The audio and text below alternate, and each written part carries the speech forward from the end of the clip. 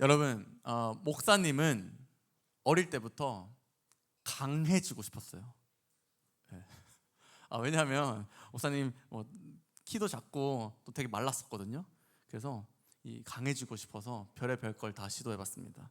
태권도 당연히 배웠고요. 네, 검은 띠입니다. 자, 그리고 무에타이 배웠습니다. 복싱을 또 배웠어요. 네. 이런저런 격투기를 많이 배웠습니다. 네, 조심하세요. 일종의 인간 병기입니다, 목사님. 네, 변기 아니고 병기요. 네. 자, 헬스도 많이 했어요. 지금도 하고 있고 헬스도 많이 해서 몸을 키웠어요. 네, 강해지고 싶어서. 근데 또 여러분 알다시피 이 신체적인 강함만이 강함은 아니죠. 강함이 어디서 나오나요? 연필에서 나오죠. 연필에서 나옵니다. 그래서 목사님 공부도 많이 했어요. 여러분 나이 때 중학생 때 밤 10시까지 학원 다니는 건 기본이었고, 네, 방학 때는 12시까지 다녔었고, 네, 또 알다시피 목사님은 유학도 갔어요. 유학을 가서 또 명문대를 나왔고요. 네, 책도 많이 읽었고 공부도 많이 했었습니다. 왜요? 강해지고 싶었으니까. 자, 목사님 좀 강해 보입니까? 자, 근데 이상한 거는 여러분, 이상한 건 이렇게 목사님이 강해지고 싶어서 강하려고 노력을 하면 할수록 그래, 이 정도면 강해졌어 라는 생각보다 왜 이렇게 계속 약하지? 나는 왜 이렇게 약하지? 이것도 약점이고 저것도 약점이고 왜 계속 나는 약할까? 라는 생각만 더 드는 거예요. 참 이상하죠. 근데 오늘 말씀을 보니까 그게 당연한 거더라고요. 강해지려는 노력을 하는 것이 아니라 진짜 강함은 오히려 약함에서 나온다고 오늘 말씀은 말하고 있어요. 자, 여러분은 어떠세요? 여러분 강해지고 싶죠? 네. 아니에요? 아마도? 네. 약해지고 싶은 사람은 없을 거예요. 아무래도. 강해지려면요, 여러분 오히려 약함에 집중해야 된다. 자, 무엇에 집중해야 된다고요? 약함에 집중해야 된다고요. 약함에 집중해야 된다. 우리의 약함이 곧 강함이다 라고 오늘 말씀은 말하고 있어요. 잘 이해가 안 되시죠? 왜 약함이 강함일까?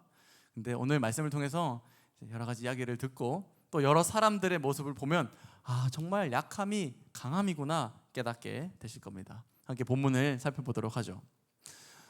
오늘 본문의 이 배경은 고린도였어요. 고린도는 화려함과 또 능력을 숭배하던 그런 문화가 있었는데, 고린도 후서가 쓰인 주제는요, 그런 고린도 그리고 고린도 교회를 향해 참된 능력은 화려함과 자신의 힘에서 나오는 게 아니다 라는 주제를 전하기 위해서 사도 바울이 썼던 편지였습니다.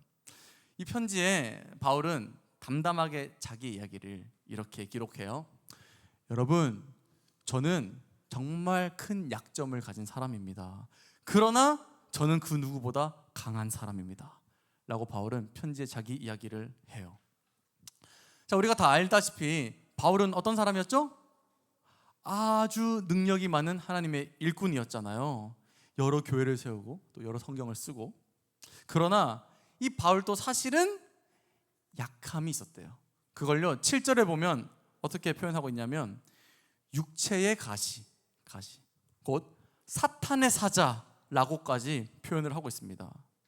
육체의 가시, 이 작은 가시가 아니라 큰 가시, 또 사탄의 사자라고까지 표현할 만큼 너무나 힘든 약점이 자기의 몸에 있었던 것이죠. 자, 정확히 뭘까요? 사도 바울이 가지고 있었던 그 육체의 연약함은 뭐였을까요? 이런 질병이다 저런 질병이다 학계에 여러 가지 설들이 있는데 정설은 이거예요. 바울은 간질병을 앓고 있었다. 간질 아세요? 간질?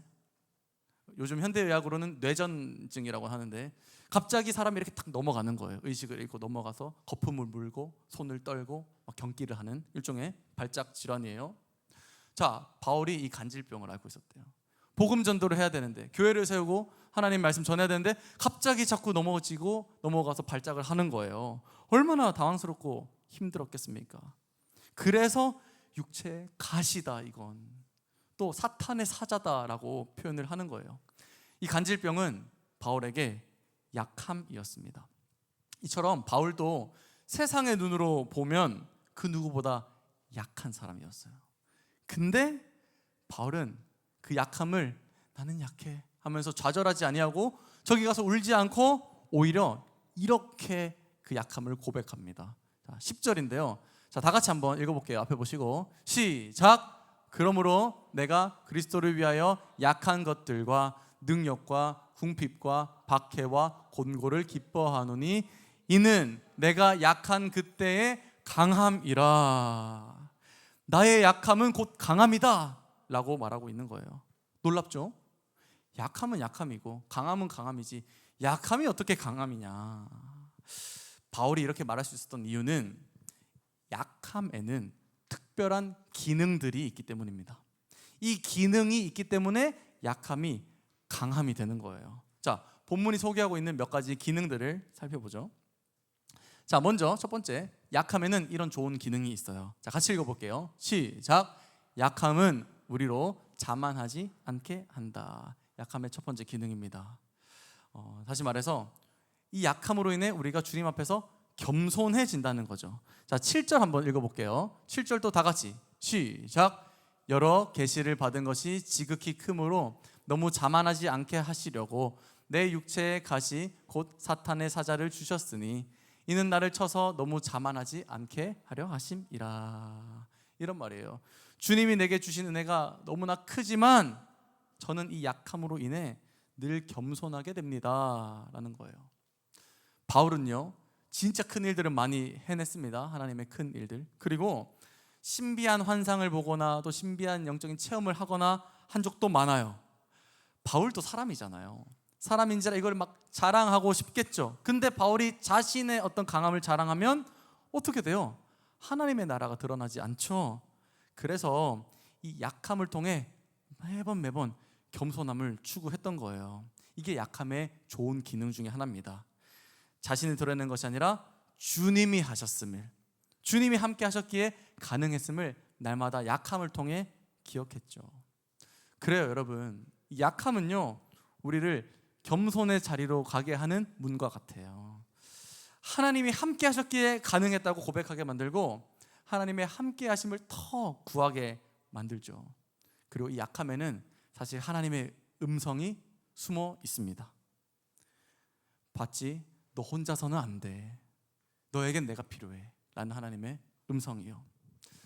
살아가면서 자신의 약함을 마주하게 되죠 여러분. 우리는 반드시 그렇게 됩니다. 그때 이 약함 때문에 좌절하거나 숨거나 절망하지 마세요. 오히려 그 속에 있는 하나님의 음성을 듣고 겸손해지시기를 바랍니다. 하나님 저 약해요. 하나님이 너무나 필요해요. 저와 함께 해주세요. 기도하시는 그런 여러분 되시기를 축복해요. 네. 또 약함의 두 번째 기능이 있는데요. 자, 또 읽을게요. 시작.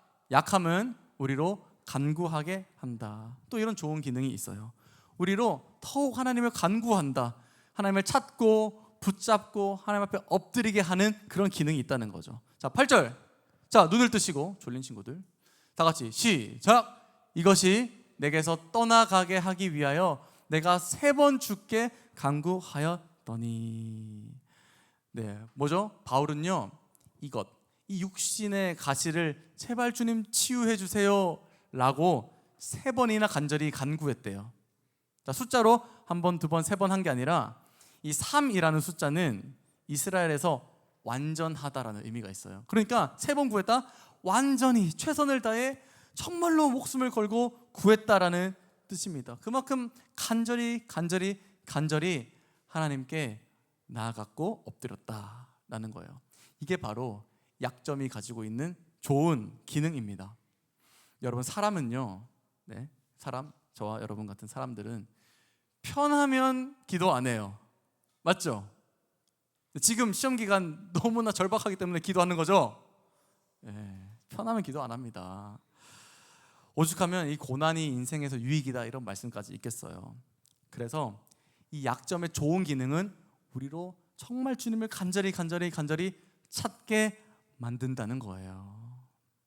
우리가 약점을 마주할 때야 비로소 고백하게 됩니다. 주님, 저 진짜 주님이 필요해요. 저 주님 저와 함께 해주세요 라고 기도하게 되는 겁니다.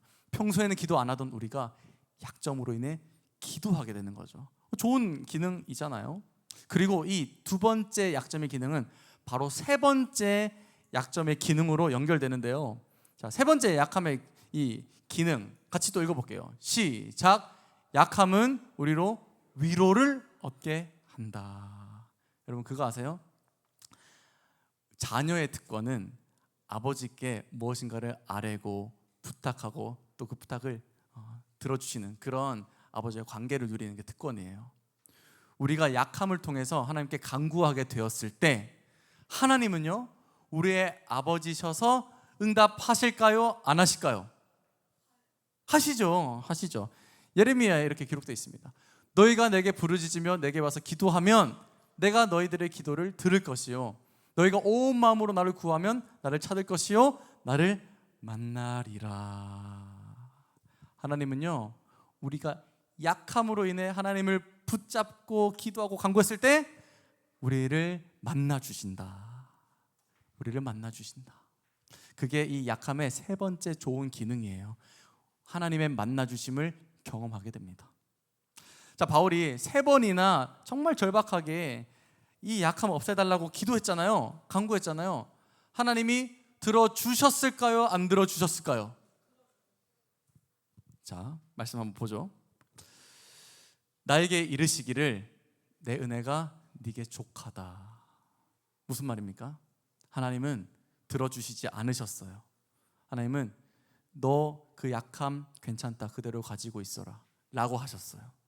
그렇지만 바울은 괜찮았을 거예요. 왜요? 내가 원하는 대로 이 약함이 사라지진 않았지만 하나님이 응답하셨잖아요. 하나님이 나를 만나 주셨잖아요. 하나님이 내 기도를 무시하지 않으셨잖아요. 주님이 나를 바라보고 계시며 자신과 함께하고 있음을 깨닫게 되었잖아요. 이게 바로 약함의 세 번째 기능입니다. 주님의 그 위로를 얻게 돼요. 주님이 함께 하신다는 위로를 얻게 돼요. 기도에 응답이 있든 없든 간에요. 자, 약함의 세 가지 기능을 정리해보죠. 자, 첫 번째는 이 약함은 우리를 겸손하게 한다. 또 이 약함은 우리로 간구하게 한다. 또 이 약함은 그리하여 하나님의 위로를 경험하게 한다라는 것이죠. 겸손하게 하나님의 그 함께 하셨음을 고백하게 되고 또 하나님의 함께 하심이 너무나 필요하다고 간구하게 되고 또 하나님이 지금도 나와 함께 하시는구나 깨닫게 되는 것. 함께. 그래요. 이 약함은요 한마디로 정의하면 이거예요. 약함은 우리와 함께 하시는 하나님을 더욱 보고 찾고 경험하게 한다. 자, 옆에 있는 글씨 한번 같이 읽어볼게요. 약함은 여기 시작. 약함은 우리와 함께 하시는 하나님을 더욱 보고 찾고 경험하게 한다. 맞아요. 심지어 주님이 이렇게 말씀하세요. 9절에서 내 은혜가 네게 족하다. 이는 내 능력이 약한 데서 온전하여짐이라. 무슨 말입니까? 네가 약한데 내 능력이 거기에 입혀져야 내 능력이 더 강하게 드러날 것이 아니냐. 너가 강하다면 내 능력이 그만큼 덜 드러나는 것이 아니겠니? 약한 데서 내 능력이 온전하여짐이라. 너의 약함은 내가 너와 더 많이 함께 하겠다는 신호다 라고 말씀하시는 거예요. 여러분의 약함을 너무 부정적으로만 바라보지 마세요. 여러분이 약할 때 하나님은 여러분과 더 많이 함께 해주십니다. 주님은요 늘 약자의 편에 서셨던 분이에요. 과부를 사랑하셨고요, 고아를 사랑하셨고요, 또 죄인과 세리의 친구가 되어주셨죠. 주님은 언제나 약함 가운데 더욱 찾아오셔서 더욱 함께 해주셨던 분이에요. 그렇기에 이 명제가 성립하죠. 약함이 곧 강함이다라는 명제가 성립하는 거예요. 왜? 우리가 약할 때 하나님이 그 약한 우리를 더 주목하시고 더욱 우리와 함께 해주시기 때문에 하나님의 강한 능력이 우리의 약함을 통해서 더욱 드러나기 때문에 약함이 곧 강함이죠. 사도 바울이 이렇게 얘기했잖아요. 내가 약한 그때의 강함이라. 아마 이 말에는 이런 문장이 숨겨져 있었을 겁니다. 내가 약한 그때에 주님이 더욱 함께하여 주심으로 인하여 강함이라. 이러한 고백이었을 겁니다. 여러분, 동네에서 혹시 꼬맹이들 싸우는 거 본 적 있어요? 초딩들. 네, 본 적 있죠? 네. 여러분들도 초딩 때 많이 싸웠죠? 네. 자, 그런 꼬맹이 싸움에서 제일 센 애들은 어떤 애들일까요? 제일 센 애. 덩치가 큰 애들? 아니 목사님처럼 무에타이 복싱을 섭렵한 인간 병기들? 아니면 빠른 애들? 왼팔에 흑염룡이 있는 애들? 멘탈이 좋은 애들? 네, 뭐 그럴 수 있는데 아니에요. 진짜 센 애는 어떤 애냐면요, 막 비실비실하고 막 작아도요, 형이 있는 애가 제일 세요. 맞죠? 몇 대 맞아도 괜찮아요. 내가 우리 형 불러올게. 형이 왔는데 형이 막 이만해 사람이. 그러면 걔가 제일 센 거거든요. 형이 와가지고 함께 해주면 그 싸움 다 이기는 거예요. 제일 강한 거예요. 우리의 약함이 마치 그런 겁니다. 우리에게 약함이 발견된다는 건 이제 곧 형이 온다는 거예요. 우리 주님이 우리 약함 가운데 함께 오셔서 내가 너에게 간다. 내가 너를 대신해 싸워준다. 너가 약할 때 내 강함이 드러날 것이다. 말씀하시는 거예요. 내가 약한 그때 주님이 더욱 함께하여 주심으로 인해 강함이라. 여러분, 우리는 약하지만요, 그 약함이 약한 것만은 아닌 것은 하나님이 더욱 우리의 약함에 함께하여 주시기 때문입니다. 이 약함을요, 하나님의 함께하심으로 강함으로 드러냈던 한 사람이 있어요. 여러분 혹시 왼손잡이 에훗이라는 사람 들어봤나요? 왼손잡이 에훗이라는 성경의 인물이 있는데요, 말 그대로 왼손잡이였어요. 이야기를 좀 들려드릴게요. 이 에훗 당시에 이스라엘 백성들은 막 죄를 많이 지었어요. 하나님을 잊고 범죄했어요. 그러자 하나님이 징계로 이웃 나라의 모압 왕 에글론이라는 왕을 이스라엘로 쳐들어오게 해서 이스라엘을 괴롭히셨어요. 18년 동안이나 지독하게 괴롭혔죠. 당시에는 왕이 없었고요, 하나님이 그때마다 구원자를 세워서 이스라엘의 어려움을 해결하게 하셨고 이스라엘을 이끌게 하셨거든요. 이때 하나님이 세우신 이 구원자가 바로 에훗이었습니다. 고통에 지친 이스라엘이 하나님 저희를 좀 구원해 주세요 부르짖었을 때 하나님은 에훗을 선택하셔서 구원자로 세우셨어요. 베냐민 지파의 에훗. 근데 이 에훗을 성경은 특별하게 묘사를 하고 있어요. 아까 말했던 것처럼 왼손잡이 에훗. 오늘날 말하는 이 왼손잡이, 여기 왼손잡이 있나요? 왼손잡이 손 들어보세요. 왼손잡이 있죠? 몇 명 있네요. 그래요. 오늘날 말하는 이 왼손잡이랑은 의미가 좀 달라요. 이 왼손잡이라는 말의 뜻은요, 원어적으로 오른손에 문제가 있어서 왼손을 쓰는 자라는 뜻이에요. 오른손이 묶인 자라는 뜻입니다. 무슨 말이에요? 불구라는 거예요. 장애인이라는 거죠. 약함이 있는 자였어요. 그 누구보다 약한 자. 그리고 이스라엘은 오른손에 힘이 있다고 믿었거든요. 하나님의 전능하신 오른손. 근데 오른손이 불구예요. 하나님께 저주받은 자라고 놀림받고 천한 자라고 여김을 받았습니다. 그런 에훗을 하나님이 주목하세요. 그리고 그와 더욱 함께하여 주셨어요. 어떤 일이 일어났을까요? 어느 날 이 왼손잡이 에훗이 이 에글론 왕에게 공물을 바치러 가게 되었는데요, 그는 한 가지를 결심합니다. 내가 이 괴롭힘을 끝내겠다. 그래서 기습 작전을 세웁니다. 손이 왼손밖에 쓸 수 없기 때문에 칼을 오른쪽 허벅지에다 숨겨요. 그리고 공물을 바치러 갔죠. 당연히 왕에게 가니까 왕을 호위하는 이 경비병들이 있을 거 아니에요. 근데 경비병들이 딱 보니까 장애인이에요. 불구야. 그러니까 대충 이렇게 검사를 한 거예요. 보통 오른손잡이들은 칼을 왼쪽에서 뽑으니까 왼쪽만 이렇게 툭툭 건드려보고 그냥 통과시킨 거죠. 칼을 가지고 왕에게 가게 됐습니다. 왕에게 공물을 바친 후에 이렇게 말하죠. 왕이시여, 제가 은밀하게 드린 말씀이 있습니다. 잠깐 다락방으로 가시죠. 다락방으로 갔어요. 그때 에훗은 준비된 칼을 왼손으로 뽑아서 왕을 찔러 죽이게 됩니다. 그리고 그 기세를 몰아서 이스라엘은 군대를 일으켜서 이 모압을 격파하게 되죠. 드디어 그 오랜 괴롭힘이 끝이 난 것입니다. 이 왼손잡이 에훗의 기습 성공 때문에 이스라엘의 80년간의 평화가 계속 지속됐다고 해요. 왼손잡이 에훗의 이야기. 여러분, 왼손잡이였어요. 불구였어요.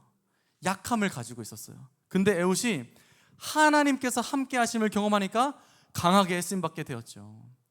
약함이 곧 강함이 되었습니다. 하나님이 에훗의 오른팔이 되어주신 거예요. 하나님의 전능한 오른손이 에훗의 약함을 강함으로 사용하신 것입니다. 그 누가 에훗의 이 왼손을 약점이라고 부를 수 있겠어요? 이제 에훗의 왼손은요, 약함의 상징이 아니라 강함의 상징입니다. 하나님 안에서 하나님의 강함을 경험한 에훗, 뭐라고 고백했을까요? 성경에는 안 나와 있는데 아마 이렇게 고백했을 것 같아요. 내가 약한 그때에 주님이 더욱 함께 하여 주심으로 인해 강함이라 라고요. 사랑하는 여러분, 이렇게 하나님이 함께 하시잖아요. 우리의 약함은 강함이 됩니다. 우리의 약함에 하나님은 더욱 함께 하셔서 당신의 강함을 오히려 우리의 약함 가운데 드러내세요. 왼손잡이 에훗의 모습을 보았듯이요. 자, 이 왼손잡이 에훗의 이야기만으로 모자라십니까? 그러면 한 분을 더 소개하죠.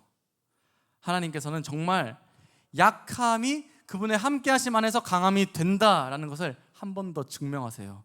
바로 그의 하나밖에 없는 아들의 삶을 통해서. 예수님, 하나님의 아들이신 분이 정말 약한 인간의 몸을 입고 오셨어요. 또 모든 고난과 고초를 다 당하고 약하고 약해지셔서 결국 어떻게 되셨나요? 십자가에서 죽으셨죠. 그러나 그 죽음을 우리는 죽음이라고 읽지 않아요. 죽음이 무엇을 이뤘죠? 죽음은 부활이 되었고 그 부활은 우리의 구원이 되었습니다. 약함이 하나님 안에서는 강함으로 드러나는 거예요.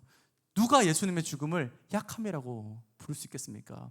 예수님의 죽음은요, 죽음이라 쓰고 부활이라고 읽는 하나님의 강함이 드러난 사건인 것입니다. 여러분, 이제 이 원리를 좀 아시겠어요? 약함은 곧 강함이다. 하나님이 함께 하시면. 하나님이 오늘도 우리와 함께 하십니다. 믿으세요? 아멘? 아멘. 그러면 우리가 죽음이라 쓰고 부활이라고 읽은 것처럼 우리의 삶의 여러 가지 약함과 연약함들도 다 강함이라고 읽을 수 있겠죠? 약함이라고 쓰고 강함이라고 읽게 돼요. 하나님의 함께하심 안에서, 자, 잘 들으세요. 여러분, 내 외모가 콤플렉스인 친구들 있죠?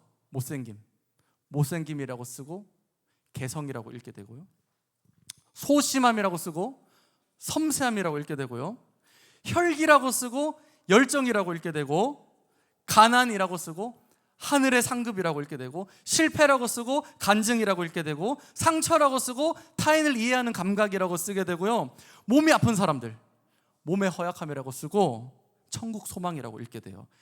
가정이 어려운 친구들 있죠? 역기능적인 가정, 역기능 가정이라고 쓰고 하나님의 아들이라고 읽어요. 죽음이라고 쓰고 부활이라고 읽게 됐습니다. 하나님의 함께하심 안에서 우리의 약함은 곧 강함이에요. 이는 내가 약한 그때의 강함이라. 사랑하는 여러분, 여러분 스스로를 바라볼 때 나는 너무 약해, 나는 너무 보잘것없어, 난 너무나 아무것도 아닌 존재야 라고 생각하십니까? 이제는 그러지 마세요. 여러분의 약함에, 여러분이 약하기에 하나님이 더욱 함께 해주십니다. 하나님의 그 능력이 더욱 드러날 것입니다. 주눅 들지 마세요. 움츠러들지 마세요. 구석에 가서 혼자 질질 짜지 마세요. 여러분, 하나님은 우리의 약함을 그대로 사용하셔서 당신의 강함을 드러내실 겁니다. 우리가 할 일, 약함을 그대로 가지고 하나님께 나아가기만 하면 돼요. 하나님의 품에 안기면 됩니다. 사랑하는 여러분, 삶을 살아가면서 약함을 다시 한번 바라보고 그 약함을 통해 하나님의 강함을 경험하는 여러분 되기를 축복해요. 목사님의 한마디. 내가 약한 그때 주님이 더욱 함께하여 주심으로 인해 강함이라. 아멘.